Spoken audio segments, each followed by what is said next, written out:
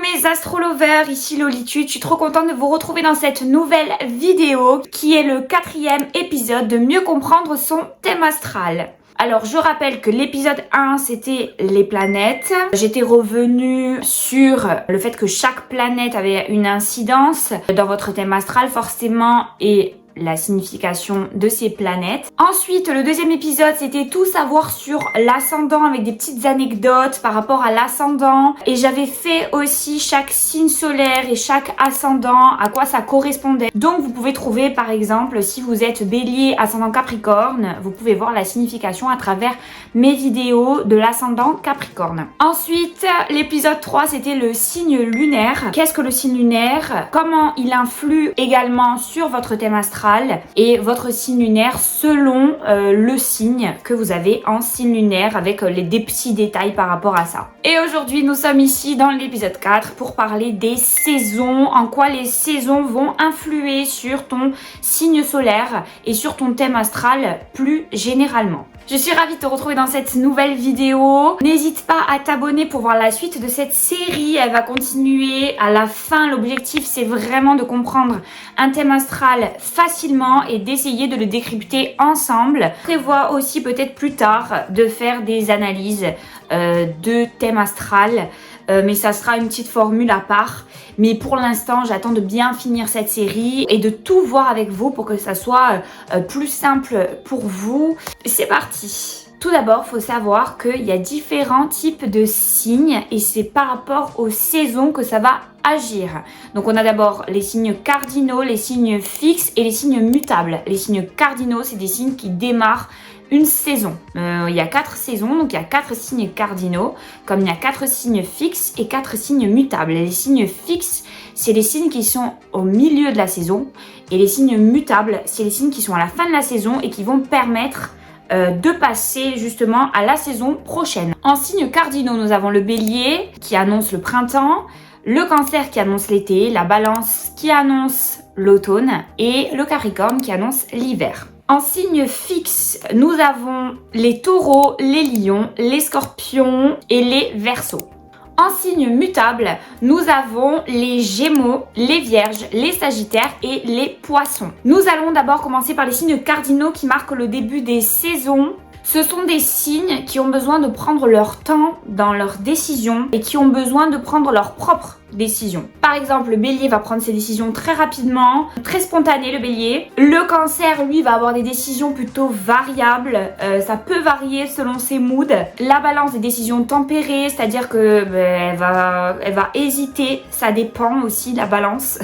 Voilà, mais elle va mettre beaucoup de temps, c'est celle qui va mettre le plus de temps à se décider. Et ensuite, les décisions du Capricorne vont être très réfléchies, très posées. Il va vraiment, quand il va faire quelque chose, le Capricorne, tout va être analysé dans le moindre détail. Les signes cardinaux sont des signes qui ont un caractère bien marqué. C'est des signes qui sont assez...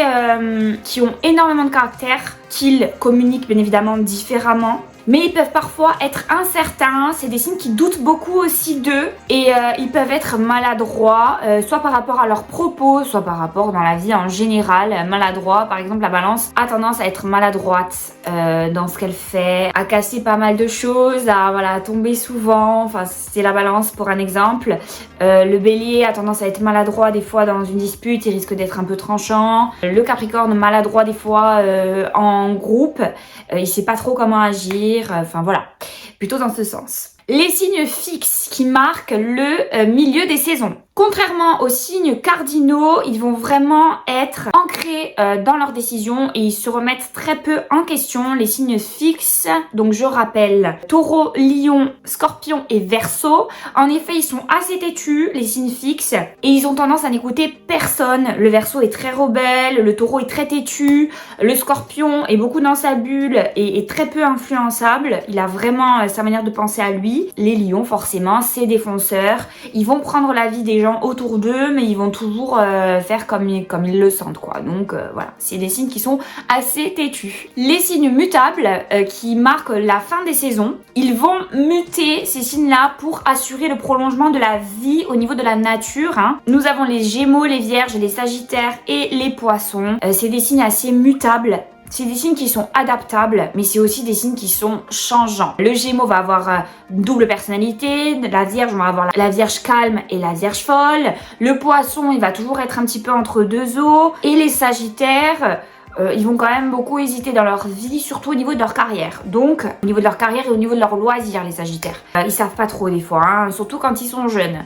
Bref, en tout cas, les signes mutables vont vraiment avoir une personnalité qui peut être adaptable au changement, sachant qu'ils vont amener la fin de la saison à la nouvelle saison. Je vais maintenant faire signe par signe pour un petit peu vous expliquer en quoi la nature, en quoi les saisons vont influer sur votre signe et sur ses caractéristiques principales. Alors déjà, le Bélier, on rappelle que c'est un signe cardinal. Qu'est-ce qui se passe? C'est le début du printemps, la nature reprend ses droits, les feuilles sortent des bourgeons, mais il y a toujours un risque de gel tardif qui risque d'endommager les jeunes pousses. Voilà, au niveau de la nature, on est dans cette configuration-là.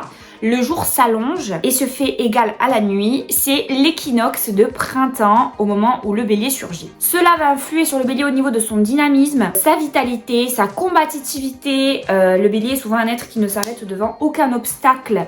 C'est quelqu'un de borné dans la vie. Ça va influer notamment sur sa prise de conscience en général dans sa vie et sur la recherche de son identité. Vu que le Bélier est un être aussi qui réfléchit beaucoup, mais on va plus voir son côté impulsif. C'est ce qu'il va montrer à l'extérieur en fait. Mais quand il est seul chez lui, le Bélier réfléchit énormément. Donc il est toujours à la recherche de son identité. Il affine un petit peu sa personnalité. Du moins, la saison va jouer sur le Bélier de cette façon. Le Taureau, alors c'est un signe fixe, nous le rappelons. Configuration au niveau de la nature, le risque de gel est dépassé. Place aux couleurs, place à la gaieté, la joie de vivre. La Terre est réchauffée, la nature s'épanouit et les amours se multiplient. D'où la planète Vénus, les Taureaux. Donc cela influe sur le Taureau au niveau de sa force, son épanouissement, sa manière de profiter de la vie. C'est quelqu'un qui aime beaucoup sortir, l'extérieur, etc. Il a un petit peu un côté casanier, mais un petit peu un côté où il est très... Le mot ne me vient pas. Il est très... Ah, j'arrive pas à trouver ce mot. Enfin, il est hédoniste, on dira. Il est hédoniste, je crois. Hein. C'est hédoniste. C'est pas le mot que je voulais, mais du moins ça se rapproche. Il est hédoniste, le Taureau, donc il aime profiter. Ça joue également sur son besoin de confort et de sécurité. Le Gémeaux, c'est un signe mutable. Au niveau de la configuration de la nature, le soleil est présent. La faune et la flore s'épanouissent. C'est le printemps. La nature s'apprête pour l'été. Cela influe sur le Gémeaux au niveau de son éternelle jeunesse. C'est quelqu'un qui a beaucoup la joie de vivre. Voilà, ça influe aussi au niveau de sa gaieté, de son insouciance. Toujours un petit peu une part d'enfant, le Gémeaux. Et c'est ça qu'on aime aussi chez lui. Et la nature, le fait que ça passe du printemps à l'été, ça va beaucoup jouer sur lui au niveau même de sa chaleur avec les autres. Le Cancer, qui est un signe cardinal, qu'est-ce qui se passe au niveau de la nature? Alors l'été arrive avec ses couleurs, ses odeurs et sa chaleur parfois instable. Cela influe sur le Cancer au niveau de son humeur, forcément un petit peu instable. On sait que le Cancer a différents moods, voilà, pour ceux qui connaissent des cancers, vous le savez, je pense. Il a besoin de chaleur pour conforter sa vie. Le Cancer a besoin d'être entouré, ça on n'oublie pas. Et aussi sur la fécondité, parce que le Cancer a aussi forcément comme planète la Lune. Et la Lune, je rappelle, si vous voulez voir ma vidéo sur les planètes, j'explique plus en détail, c'est lié aussi à la fécondité. Le Lion, qui est un signe fixe.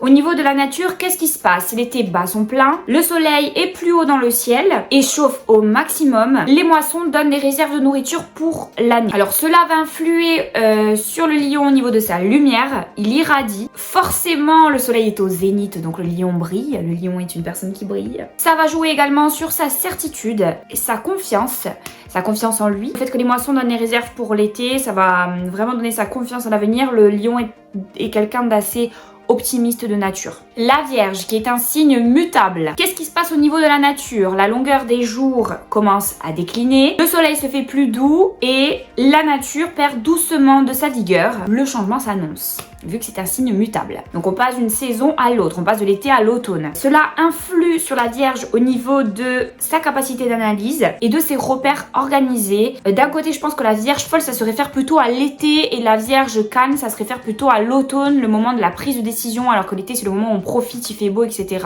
Je pense que le fait aussi que la Vierge ait ces deux personnalités, c'est les saisons qui jouent aussi là-dessus. La Balance, qui est un signe cardinal. L'automne est arrivé, les couleurs de la nature offrent un beau spectacle. spectacle, c'est l'équinoxe d'automne. Cela va influer sur la balance au niveau de son goût pour les belles choses.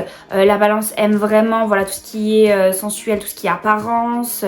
Et c'est vrai que l'automne, c'est beau à voir quand même. Toutes ces feuilles qui changent de couleur. Voilà, on est beaucoup, on dira, dans l'esthétisme au niveau de la nature, et ça va aussi forcément influer sur son esprit de séduction. Le Scorpion, qui est un signe fixe. Qu'est-ce qui se passe dans la nature? Le soleil se fait plus rare, on est au cœur de l'automne, le froid et le brouillard dominent, la nature est dénudée par le vent et par la pluie. Cela influe sur le Scorpion, sur son besoin d'aller à l'essentiel, sa profondeur de jugement et son besoin à la fois de sociabilité et d'individualité. Voilà, il est un peu comme ça le Scorpion. Le Sagittaire, qui est un signe mutable. Alors au niveau de la nature, l'hiver est arrivé mêlé au froid. La neige fait son apparition, on démarre l'hiver. Disons que l'automne se termine et l'hiver arrive. Cela influe sur le Sagittaire par rapport à son adaptabilité au changement. Le Sagittaire n'est pas contraignant, il s'adapte assez vite aux environnements, aux choses. C'est pour ça aussi que le Sagittaire aime beaucoup voyager. Ça ne le dérange pas en aucun cas, au contraire, c'est une de ses passions généralement. Mais aussi, ça va jouer sur son irritabilité et sur son manque de tact. Le Capricorne, qui est un signe cardinal. Qu'est-ce qui se passe dans la nature? C'est le début de l'hiver. L'hiver s'est installé, le froid pétrifie la nature.